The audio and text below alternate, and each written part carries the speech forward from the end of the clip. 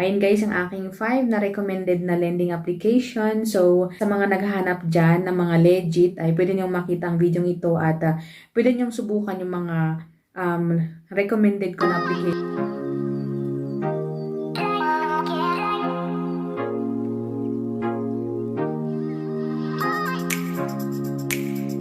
Hi guys! So, welcome back to another video. For today's video ay magbibigay ako or aking isi-share sa inyo ang aking 5 recommended na online lending application na aking ginagamit sa mga emergency na pangangailangan guys. So, kung interesado ka sa video ito ay keep on watching, patapusin ang video ito at malaman mo kung ano-ano yung mga online lending application na yun guys. And mag-subscribe na rin at mag-like kung bago ka lamang sa aking video.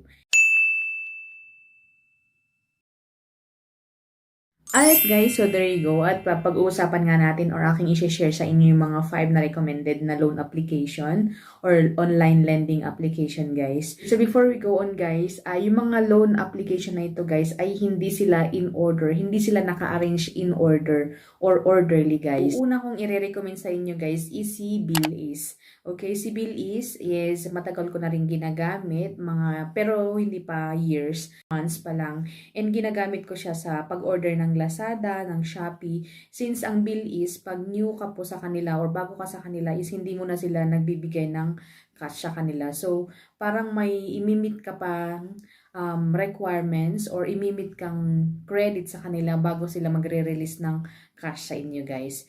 So, ang requirement ni bill is isang ID, isang proof of income, and isang proof of billing guys.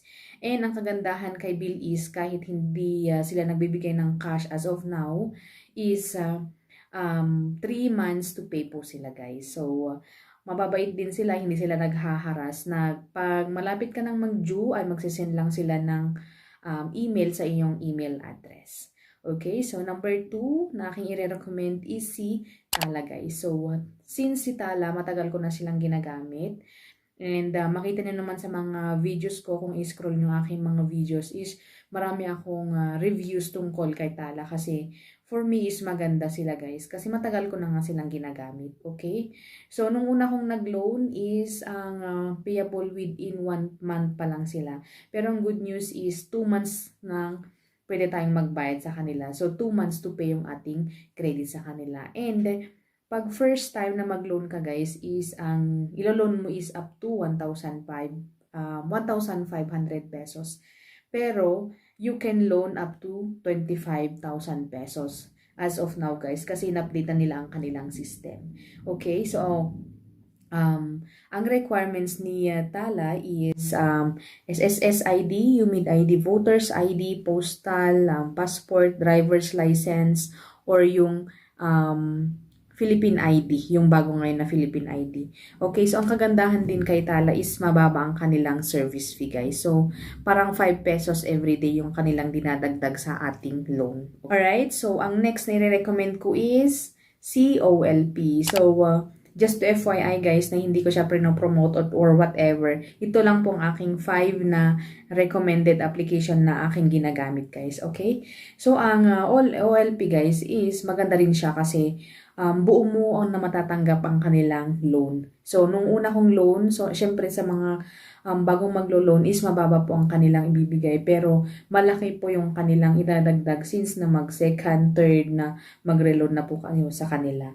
And first loan nila is medyo malaki ang kanilang i-release sa inyo guys. Medyo mababa din ang kanilang interest. Alright, so ang kailangan din sa kanila or yung ID na kailangan is driver's license, PhilHealth, Postal ID, SSS, Passport, Philippine ID, PRC, TIN ID, and Voters ID. COLP pala guys is babayaran mo pag first na mag-loan ka sa kanila is hindi ako nagkakamali 7 days pero eventually is magiging 14 days and pag good payer ka na magbibigay pa sila ng higher na amount pwede mong ipiliin kung ilang days mo sila babayaran.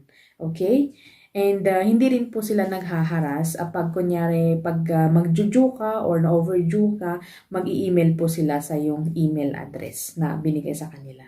Okay? So, ang next natin is si Digito, guys. Si Digito is medyo malaki ang kanilang service fee. And kay Digito pala is magbabayad ka after 7 days naman sa kanila. So, pag unahang mag-loan sa kanila is 7 days yung kanilang ibibigay. And eventually din ay magbibigay sila ng 14 days hanggang 21 days up to I think 30 days. Pero hindi ko pa nasubukan, guys. Basta yun, guys.